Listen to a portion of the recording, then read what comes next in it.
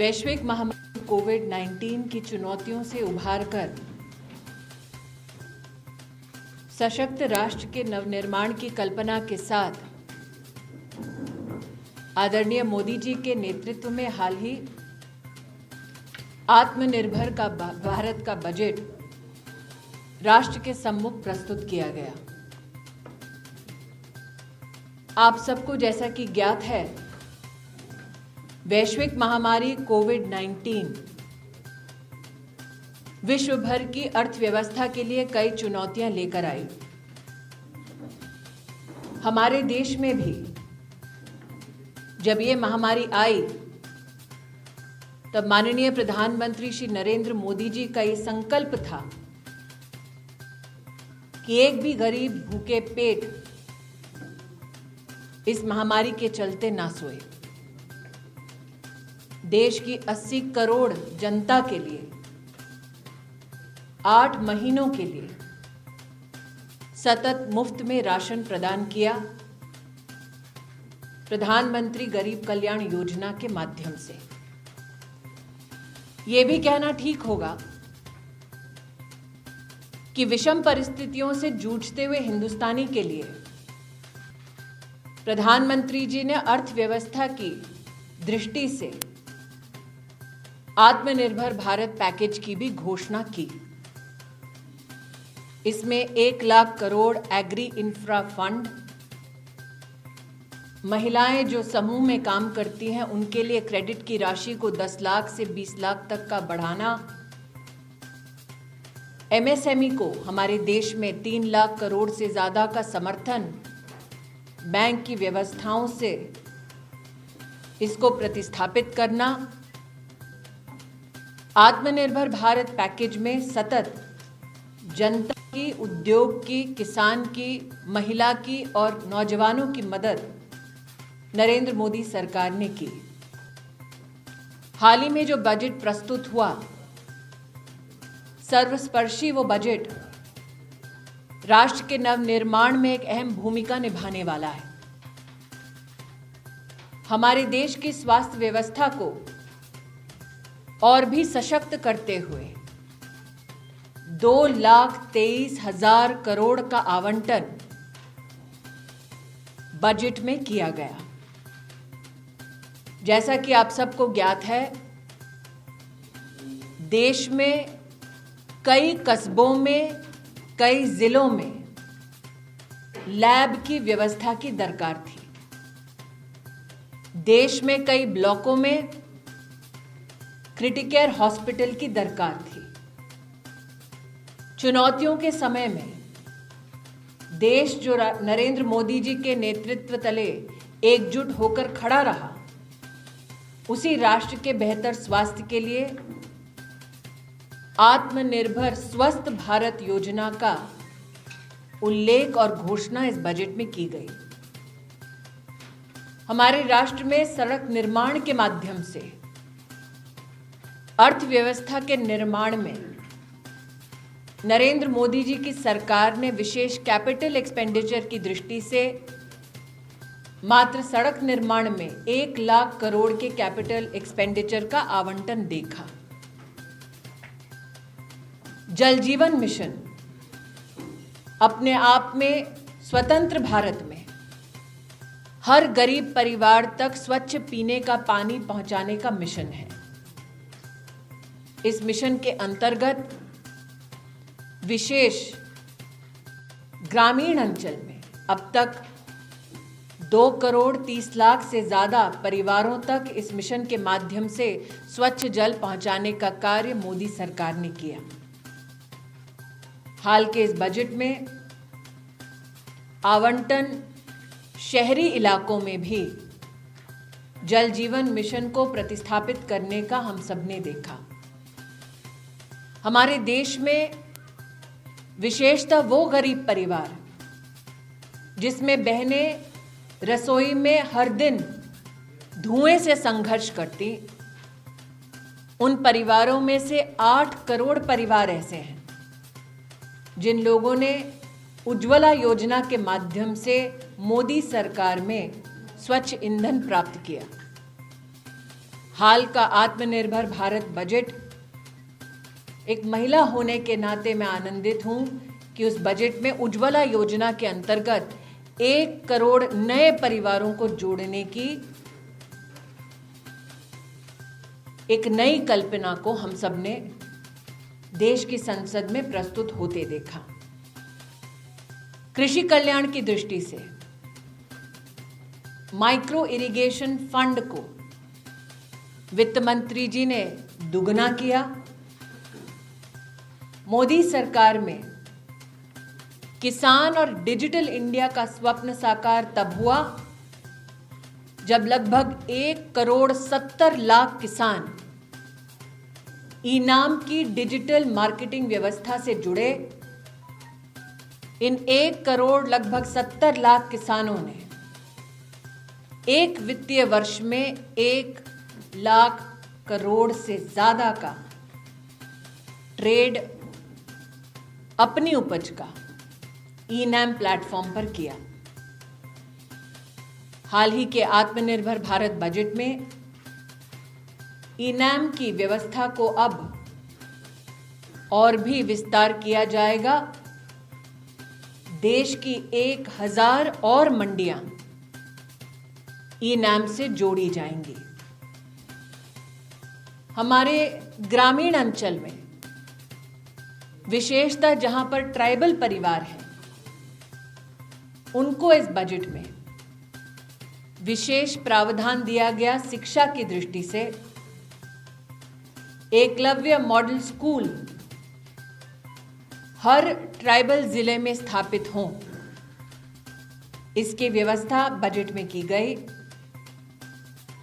देश का सैन्य बल जो हमारे राष्ट्र का गौरव है, उनकी शान में देश में 100 सैनिक स्कूल की स्थापना की भी घोषणा हुई। देश भर में 4 करोड़ दलित छात्र हैं जिनकी स्कॉलरशिप की घोषणा इस बजट में आपने विशेष रूप से देखी। कोविड-19 के वैक्सीन के संदर्भ में बजट में वित्त मंत्री जी ने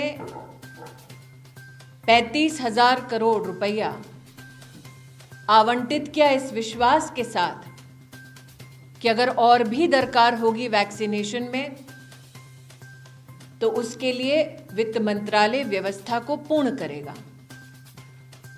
साथ ही न्यूमोकॉकल वैक्सीन, जिसके अभाव में हर वर्ष देश में 50,000 बच्चों की मृत्यु होती है, उस वैक्सीन को अब आत्मनिर्भर भारत का बजट हर प्रदेश तक पहुंचाएगा, जिसके चलते सालाना लगभग 50,000 बच्चों की जानें हमारा राष्ट्र बचा पाएगा। एक तरफ कृषि क्षेत्र को सुदृढ़ करने वाला बजट है, उज्ज्वला योजना का लाभ 1 करोड़ और बहनों तक पहुंचाने का बजट है, आदिवासी बहुल्य क्षेत्र में एकलव्य मॉडल स्कूल स्थापित करने का बजट है, दलित छात्रों तक एनहांस छात्रवृत्ति पहुंचाने का बजट है, और दूसरी ओर गर्भवती महिलाएं, बच्चों तक पोषण 2.0 पौष्टिक आहार पहुंचाने का ये बजट है। आज राजस्थान की पुण्य भूमि से मैं हमारी पार्टी के सभी वरिष्ठ नेताओं, सांसद, जनप्रतिनिधियों की ओर से माननीय प्रधानमंत्री जी का आभार व्यक्त करती हूं, वित्त मंत्री जी का अभिनंदन करती हूं। अब अगर प्रवक्ता जी की अनुमति हो तो हम सवाल ले लें।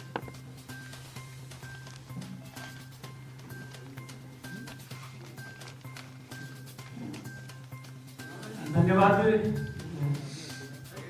स्मृति जी, आपने बहुत ही विस्तार पूर्वक जो बजट की जो बातें थी वो रखी है। इन जो भी पत्रकार साहिबान मैडम से सवाल करना चाहते हैं वो अपना नाम और किस मीडिया से है एक बार वो बता के फिर अपना सवाल करें।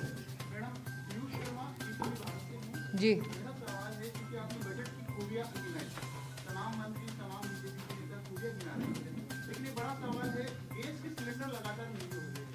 राजस्थान की बात की जाए तो पेट्रोल डीजल के दाम आसमान तो बोल चुके, संपूर्ण देश में सबसे ज्यादा महंगे दाम है जो राजस्थान में है। वेट 2% की कमी तो करी, लेकिन अब गहलोत सरकार केंद्र सरकार के लिए कहती है कि कुछ टैक्स वो भी कम करे।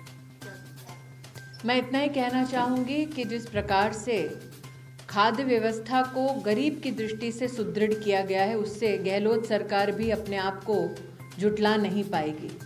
भारत सरकार एक तरफ पेट्रोल के दामों पर नियंत्रण पाने का पूर्ण प्रयास कर रही है, उसी दूसरी ओर गहलोत सरकार के पास भी इतना आवंटन है कि अगर वो चाहें तो कर कम करके राजस्थान की जनता का बोझ कम कर सकते हैं। अब ये गहलोत जी पर निर्भर है कि वो अपने प्रदेश की जनता का कितना सहारा बनना चाहते हैं अथवा कितना बोझ बढ़ाना चाहते हैं। जी, ये दोनों ही एनर्जी, चाहे वो पेट्रोल और डीजल के दाम हो अथवा एलपीजी के दाम हो। मैंने दोबारा कहा, हमारे देश में प्रधानमंत्री जी को पहली बार जब आप सबने सेवा का मौका दिया था, तब प्रधानमंत्री जी ने स्वयं राष्ट्र के उन नागरिकों से आह्वान किया था जो सब्सिडी प्राप्त कर रहे थे किंतु जो सब्सिडी छोड़ने में सक्षम थे। ऐसे 1 करोड़ से ज़्यादा नागरिकों ने अपनी सब्सिडी छोड़ी। तत्पश्चात ही 8 करोड़ गरीब महिलाओं के घर में पहली बार गैस का सिलेंडर मुफ्त में पहुंचा। ये भी कहना चाहूँगी कि कोविड महामारी के वक्त भी हमारी बहनों को 14 करोड़ कनेक्शंस मुफ्त में हमने इसलिए दिए ताकि महामारी के वक्त गरीब परिवार इस विषम परिस्थिति में जूझने के लिए और सशक्त हो पाएँ। ये सभी इसलिए संभव हो पा रहा है क्योंकि चाहे देश भर के साथ साथ विश्व का जो अर्थव्यवस्था का हमारा आज का एक मंजर हमने देखा है कोविड-19 के बाद, इन विषम परिस्थितियों में भी राष्ट्र ने देश की गरीब की चिंताओं को समझते हुए मोदी जी का समर्थन किया है। जी, मेरा इसी से जुड़ा हुआ सवाल है कि आपने कहा कि उज्ज्वला योजना के तहत हमने सिलेंडर दिए, परंतु सब्सिडी खत्म कर दी, इस वजह से जिन्होंने एक बार कनेक्शन तो ले लिया पर वापस कई सिलेंडर भरवाए नहीं, वापस महिलाओं ने वापस वही ईंधन से खाना बनाया जा रहा है गाँव में। ये अभी पिछले दिनों जो आंकड़े आए उनमें ये साबित हो रहा है। सबसे बड़ी चुनौती होती है ईंधन का प्राप्त होना, कनेक्शन का प्राप्त होना, और उसी चुनौती को पार करने का प्रयास नरेंद्र मोदी सरकार ने किया। मैं आभारी हूँ कि आपने इस बात को स्वीकार किया है कि 8 करोड़ कनेक्शन देश भर में प्राप्त हुए। मैं आभारी हूँ कि आपने इस बात को कहीं ना कहीं प्रतिस्थापित भी किया कि 14 करोड़ गरीब परिवारों तक कनेक्शंस भी पहुँचे। इसमें ये भी जोड़ना चाहूँगी कि देश भर में लगभग 22 करोड़ गरीब महिलाएं ऐसी जिनके जनधन के खाते में भारत सरकार ने 30,000 करोड़ रुपया सीधा पहुँचाया ताकि वो कोविड महामारी से जूझ सकें। ये इसलिए किया गया ताकि एक तरफ राशन मुफ्त में 8 महीने दिया गया, दूसरी ओर महिलाओं के खाते में इस पैसे को इसलिए दिया गया ताकि अगर वो अतिरिक्त खर्चा करना चाहें तो भारत सरकार ने इस राशि को उनके बैंक के खाते तक पहुंचाया है। जी जी जी, और आज वातावरण जिस तरह से प्रदूषित हो रहा है, आप देख रहे हैं कि कोविड-19 में है और अभी उत्तराखंड में 200 से 250 लोग मरे गए। एक बड़ी त्रासदी हुई उत्तराखंड के अंदर, जोशीमठ के अंदर। जिस तरह से एनवायरनमेंट चेंज हो रहा है, मेरा सवाल ये है आपसे कि सांगानेर के अंदर जो गंदा पानी है वो कहीं ना कहीं फसलों में जाता है, जिसके कारण कहीं ना कहीं कैंसर जैसी तमाम तरह की बीमारी होती है। उसके लिए आप ट्रीटमेंट प्लांट लगाने वाले थे, वो कब तक हो पाएगा? मैं इतना ही कहना चाहूँगी कि सांगानेर की दृष्टि से आपने जो विशेष वो कार्य हमसे प्रश्न किया है, जो हमने कागज़ देखे हैं और जो राजस्थान सरकार से भी हमको प्राप्त हुए हैं, उसमें शायद ही उनकी एसोसिएशन जिसने इस प्रस्ताव को प्रस्तुत किया था उसमें कोई त्रुटियां थी, और हमने ये राजस्थान सरकार के पास और उस एसोसिएशन के पास भी हमारी जो इसको स्टडी करने के बाद हमारा जो रिएक्शन है वो उन तक पहुँचाया है। और जहाँ तक आप बात कर रहे हैं एनवायरनमेंट की, तो मैं कहना चाहूँगी कि आपने देखा होगा हाल फिलहाल में प्रधानमंत्री जी ने रिन्यूएबल एनर्जी का सबसे बड़ा पार्क राष्ट्र को समर्पित किया गुजरात में, और वो भी रेगिस्तानी इलाके में। इस बजट में 2000 करोड़ से ज़्यादा का प्रावधान किया गया है क्लीन एयर के लिए, ताकि प्रदूषित हवा से बचने का हमारे राष्ट्र की सरकार, जो प्रदेश सरकारें हैं, वो उसका कोई ना कोई साधन और कोई ना कोई सुविधा प्रदान कर सके देश की जनता को।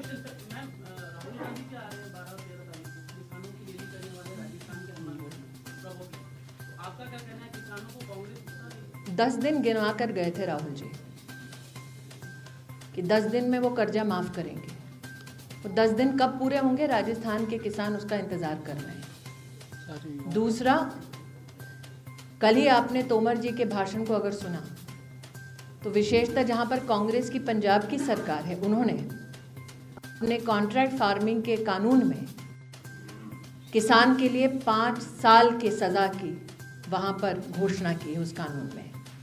तो मैं राहुल जी से पूछना चाहूँगी भाजपा के एक कार्यकर्ता के नाते कि उनकी पंजाब की सरकार ने किसान को दंडित करने के लिए 5 साल का जब प्रावधान किया तो राहुल गांधी ने उसका विरोध क्यों नहीं किया? क्यों वो पीठ थपथपाने के लिए कुर्सी ट्रैक्टर पर चढ़ाकर पंजाब के मुख्यमंत्री के साथ सवार थे पंजाब में?